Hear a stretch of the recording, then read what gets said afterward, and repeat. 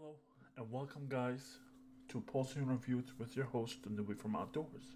Today we're talking about a hit RPG game, Western JRPG, known as Chain Echoes. It's an RPG. It's an RPG that can remind you of the good ones. It's reminiscent of the good ones and give you nostalgic. But in my opinion, it's none of that. This is gonna be a charged review because I hate it.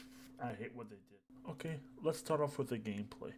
This game deals with a more of a perk type of system. You know, you see like in Final Fantasy 13, you see those systems where you can pick a perk and it unlocks bonuses and stuff like that.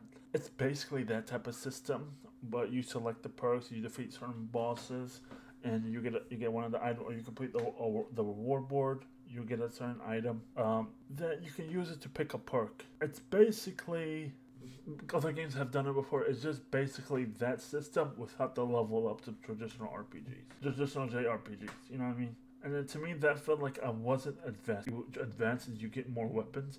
It's more heavily reliant on getting the next weapon to upgrade your stats, or you're not gonna survive. It doesn't break away from the traditional RPG mode. The traditional RPG mode, you either grind enough, or you get new equipment. It doesn't break that mold. It removes the over leveling aspect of it. You can also level up your perks in this game, which is you do slightly more damage. A cool feature is the party switch feature.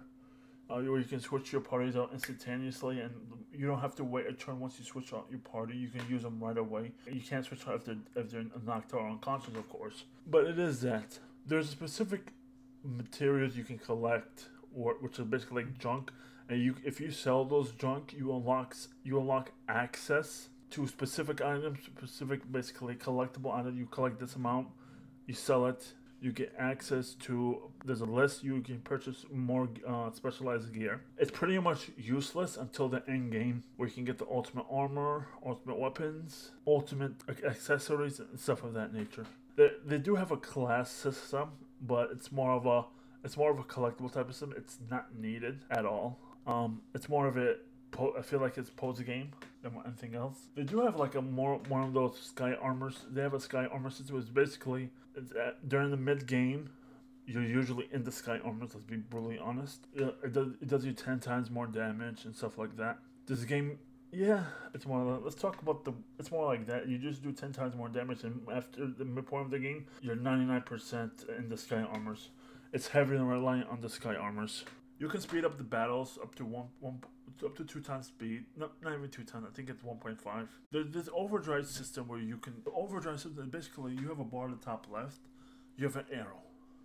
As long as you stay in the arrow, in the green part of the arrow, or the yellow part of the arrow, and with the sky armor, look at the sky armor, you do more damage. If you're in the red part, you take more damage. Simple as that. It's nothing profound. It's nothing amazing. It's just a simple mechanic. The crafting system in this game is simple enough. You can upgrade if you get materials in this game through collecting or monster drops. You can upgrade your materials twice, and there is crystal type of system where you can slot in crystals and you can combine them and upgrade them. It's not needed, but if you want the extra oomph, I didn't feel like I needed it. There are 12 potential party members you can game. I think there's 12 potential party members, but here's the issue. Only 4 to 6 of them are viable. Reward board system where if you do the quests and stuff, you can unlock more upgrades to the perk system, which is where you get a couple of good upgrades, where you get about, I think, 6 to 8, and where you can use the materials to unlock new classes and stuff like that, which were pretty viable in my opinion. They're pretty good. The reward board system was a fun part. I felt like I needed to collect it all. There might be something hidden. There's also unique monsters in this game. Not all of them are part of the reward board, but a good chunk of them. There's a hidden secret boss in the game where you collect 6 items and stuff like that. It was cool. Yeah, it was pretty cool. Yeah, that was part of the post game. But this game has very minuscule post game. Elemental relics. You fight the secret boss. There's the 12 ultimate weapons. I just feel like this gameplay is more of a basic type of gameplay. It just removed a little bit of the annoying parts, but you still feel like you didn't progress enough. I'm near the end game. Oh, I'm near this. It, like when you get to level required. Like they wanted to remove the level requirement features. I understand it. Okay, that's good for you. There's no random battles in this game, which is good. And I feel like this gameplay is basic in nature. It does what it needs to do. Doesn't try to improve it. I just feel like it's very basic compared to other JRPGs. When you tell me it's reminiscent of the collectible system in this game is pretty simple. Monsters drop materials or junk. You can collect junk and there's chests around. There's breakable walls, and there's buried treasure. Simple as that. It's a very simple system. Don't expect going through this game. You're gonna have a really complex system built around. Just ex- expect basicness. Reward is something unique, but that's pretty much it. There is a clan building system where you recruit members, but there's no reward for it. Well, there's some reward. You get more SP reward, but by the end of the game, you already know what skills you're gonna use, and you're probably clocked in 2 to 3 times the max amount of SP points if you're aiming for 100%. The game felt like it removed some of the annoying parts, but kept it very basic. This gameplay feels very basic versus Western other JRPGs. I wouldn't call it. I will call it not. You're nostalgic for other type of JRPG combat. I wouldn't call it Chrono Trigger level gameplay. I wouldn't call it the good JRPG types of gameplay. It just felt very basic for what it is. I give it a 1.5. Okay, I'm gonna preface this by saying massive spoiler warning for Dragon's Dogma, Attack on Titan, and this game right now. Massive spoiler warning. I'm also gonna say the review score early, so people will know my review score, and I'm gonna put the timestamp here to skip it to the music section. The score is a 1.0 for the story section. Okay, let's deep dive. The game started as good as any game could get. Massive explosion, fade to black, legendary status. Perfect. How you begin the game, perfect. With Len and Rob, 100% perfect. It's what happens in Act 2 and Act 3. The game basically pulls a Game of Thrones-esque level of bullshit from the brother. Does the bullshit that pulls all the hate from everyone in the world against me. Then I'll kill myself so you have a chance to bring peace in the world. Oh my god. Oh my god.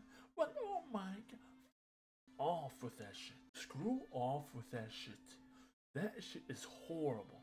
Assassin's Creed Revelation did that hubris. A lot of shit does that hubris. That's bad story writing 101. So literally, there was peace at the beginning, and you messed it up. Now you want to say you want to kill yourself to stop peace?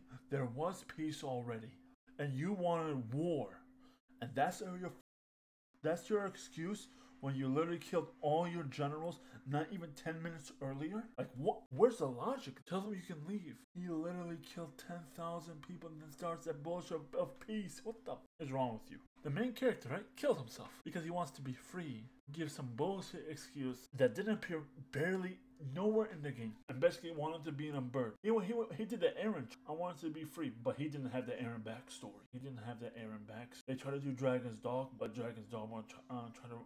They did it to stop the cycle, but in Chain Echo they already stopped the cycle.